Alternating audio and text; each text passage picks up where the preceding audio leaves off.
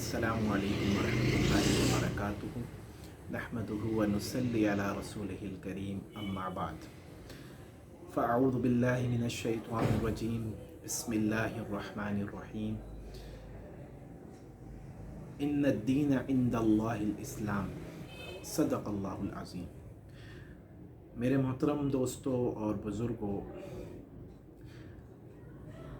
अल्लाह के नज़दीक सबसे ज़्यादा जो पसंदीदा मज़हब है वो इस्लाम है। और इस्लाम की अल्लाह के यहाँ ऐसी कदर है, ऐसी कीमत है कि ये सारी कायनात अल्लाह के नज़दीक छोटी है एक इस्लाम और ईमान वाले के आगे। एक हदीस पाक में आता है जिसका मफ़हूम है कि जब तक इस कायनात के अंदर एक अल्लाह अल्लाह करने वाला बाकी रहेगा, अल्लाह रब्बुल इज़्ज़त इस निज़ाम को बाकी रखेंगे। और जब ये एक अल्लाह अल्लाह करने वाला भी इस दुनिया से चला जाएगा तो अल्लाह पाक ये सारे निज़ाम को ख़त्म कर देंगे, ये सारा निज़ाम तहस नहस कर देंगे।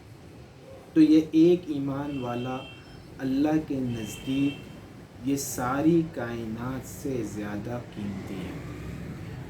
मेरे दोस्तों, हमारे यहाँ जैसे जैसे उम्र बढ़ती है तो हम अपने बड़ों को हकीर समझते हैं, छोटा समझते हैं और हम ये सोचते हैं कि इनको क्या पता। लेकिन अल्लाह रब्बुल इज़्ज़त के यहाँ जैसे जैसे एक ईमान वाले की उम्र बढ़ती रहती है, अल्लाह पाक उसकी कदर को भी बढ़ाते रहते हैं, उसके ओहदे को भी बढ़ाते रहते हैं, उसके मनसब को भी बढ़ाते रहते हैं। एक रिवायत में आता है, मुस्नद अहमद की रिवायत है, तफसीर इब्न कसीर में भी लिखी हुई है। हज़रत अनस बिन मालिक रज़ियल्लाहु ताला अन्हु से रिवायत है कि हुज़ूर सल्लल्लाहु अलैहि वसल्लम ने इरशाद फरमाया कि जब तक बच्चा बालिग़ नहीं होता, उसका जो भी अमल होता है नेक अच्छा अमल, वो उसके वालिदैन के आमाल नामे में लिखा जाता है।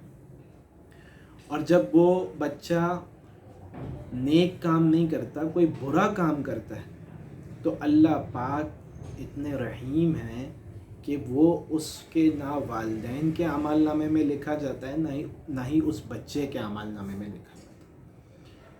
और फिर जब बच्चा बालिग़ हो जाता है तो अल्लाह पाक हिसाब किताब के कलम को जारी कर देते हैं और दो फरिश्ते इसके ऊपर मुकर्रर हो जाते हैं जो इसकी हिफाजत भी करते हैं, इसको क़ुव्वत भी पहुंचाते हैं। और फिर जब ये 40 साल इस्लाम की और ईमान की हालत में गुजारता है तो अल्लाह पाक की तरफ से हुक्म होता है कि इसको 3 बीमारियों से महफूज कर दो। एक, इसको जुनून नहीं होगा, मतलब ये पागल नहीं होगा। दूसरा, इसको जुज़ाम नहीं होगा।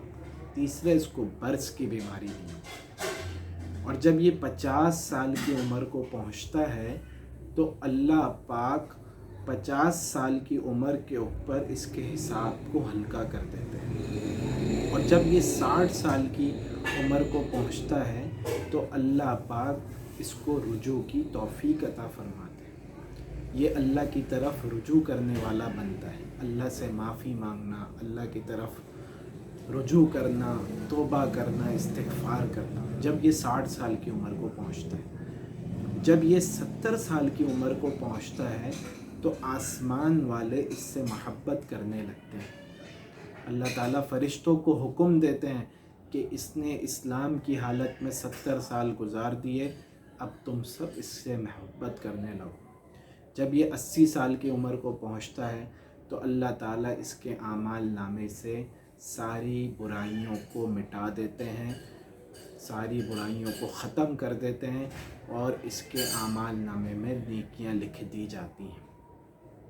जब ये 90 साल की उम्र को पहुंचता है तो अल्लाह ताला इसके आमाल नामे के अंदर गुनाह का लिखना बंद कर देते हैं और सिर्फ़ नेकियां ही लिखी जाती हैं। और इस बंदे को शफ़ाअत का अल्लाह ताला हक़ दे देते हैं और इसकी शफ़ाअत को अल्लाह ताला कबूल करेंगे। اس کی شفاعت کو اللہ تعالیٰ قبول کریں گے۔ یہ ایمان والے کی قیمت ہے، جو اللہ کے نزدیک عمر جیسے جیسے بڑھتی جا رہی ہے اللہ تعالیٰ اس کی قدر کو بھی بڑھا رہے ہیں، اس کی شفاعت کو قبول کریں گے۔ اور پھر اس کو اللہ نے لقب دیا امین اللہ اور اسیر اللہ کا، کہ یہ دنیا کے اندر اللہ کا معتمد بندہ ہے، اللہ کا قیدی ہے۔ کیوں؟ کیونکہ اس عمر کے اندر اب اس سے کوئی گناہ سرزد نہیں ہوگا، اور جب یہ 90 بھی کراس کر جاتا ہے اور اس سے اوپر کی عمر کو چلا جاتا ہے تو اللہ تعالیٰ اس کو سارے وہ نیک اعمال جو اس نے جوانی کے اندر کیے ہوتے ہیں، وہ اللہ تعالیٰ وہ سارے نیک اعمال اس کے اعمال نامے میں لکھ دیتے ہیں۔ ایک روایت کے اندر میں نے پڑھا، حضور علیہ الصلوۃ والسلام نے ارشاد فرمایا، جس کا مفہوم ہے کہ اللہ تعالیٰ کہتے ہیں کہ مجھے اپنے بندے کے سفید بالوں سے حیا آتی ہے۔ میرے عزیز دوستو، یہ جیسے جیسے ہماری عمر بڑھ رہی ہے ہم اللہ کے محبوب بنتے جا رہے ہیں۔ اس لیے ہمیں چاہیے کہ اپنی عمل کے اندر، اپنے ایمان کے اندر دن بدن ترقی کریں، کوشش کریں، محنت کریں، اپنے بڑوں کی ہم قدر کریں، کیونکہ ہم اپنے بڑوں کی قدر کریں گے اس لیے کہ اللہ ان کی قدر بڑھا رہا ہے، اللہ ان کی قدر بڑھا رہا ہے، اللہ کے نزدیک وہ زیادہ قیمتی بنتے جا رہے ہیں۔ تو ہمیں چاہیے کہ ہم اپنے بڑوں کی قدر کریں، ان کا احترام کریں، ان کی خدمت کریں، ان کے ساتھ ان کے کاموں میں ہاتھ بٹائیں، ان کے سارے جو بھی ان کی ضروریات ہیں وہ پوری کریں۔ اللہ تعالیٰ کہنے سننے سے زیادہ ہمیں عمل کرنے کی توفیق عطا فرما دے۔ وآخر دعوانا الحمد للہ رب العالمین۔ جزاک اللہ خیر۔